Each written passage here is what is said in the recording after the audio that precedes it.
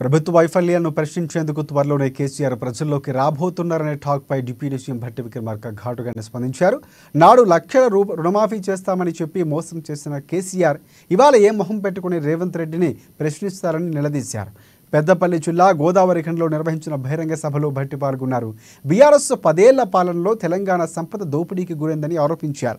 సింగరేణి ప్రాంతంలోని ప్రజల ఆస్తులు, శక్తిని, శ్రమను కేసీఆర్ దోచుకున్నారని మండిపడ్డారు భట్టి విక్రమార్క.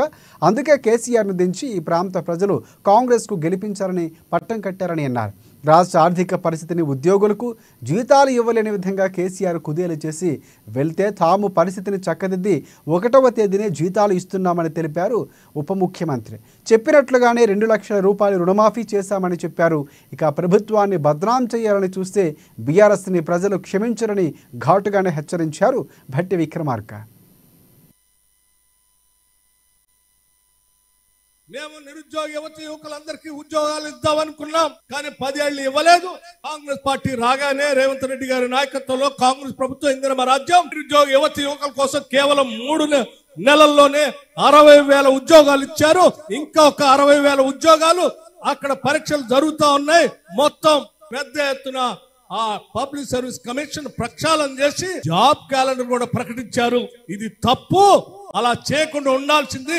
మాలాగానే మీరు కూడా ఉద్యోగాలు ఇయ్యొద్దని ప్రజలకు చెప్పడానికి వస్తావా? లేకపోతే నేను 1 లక్ష రూపాయలు రుణమాఫీ చేయలేకపోయాను, కాంగ్రెస్ వాళ్ళు మాత్రం 2 లక్షలు చేశారు, చేయకుండా ప్రజలకు ఎగరా పెట్టండి అని ప్రజలకు చెప్పడానికి వస్తావా?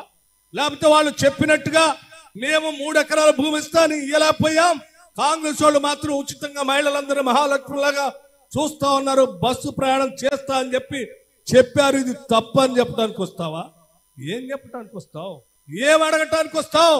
తెచ్చుకున్న రాష్ట్రం ఉద్యోగాల కోసం తెచ్చుకుంటే ఉద్యోగాలు ఇవ్వకపోతే ఈ రోజు రాష్ట్ర ప్రభుత్వం ఇదే ఇప్పుడే చెప్పారు కదా, ఈ రాష్ట్రంలో నిరుద్యోగ యువకుల కోసం స్కిల్ యూనివర్సిటీ పెట్టి పెద్ద ఎత్తున వాళ్ళకు ఉద్యోగ అవకాశాలు వచ్చేటట్టుగా కాంగ్రెస్ ప్రభుత్వం చేస్తా ఉంది. ఇది తప్పు అని చెప్పడానికి వస్తావా?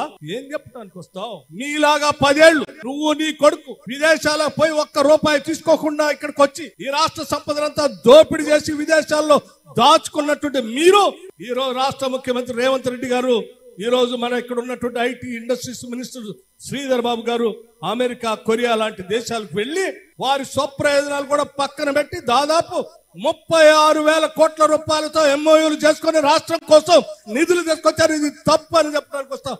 ఏం చెప్పడానికి వస్తారు మీరు? ఏం ముఖం పెట్టుకొని తిరుగుతారని నేను అడుగుతా ఉన్నా. బొగ్గుబాయి, బొంబాయి, ఇంకొక బాయి అని చెప్పి బొగ్గుబాయిలో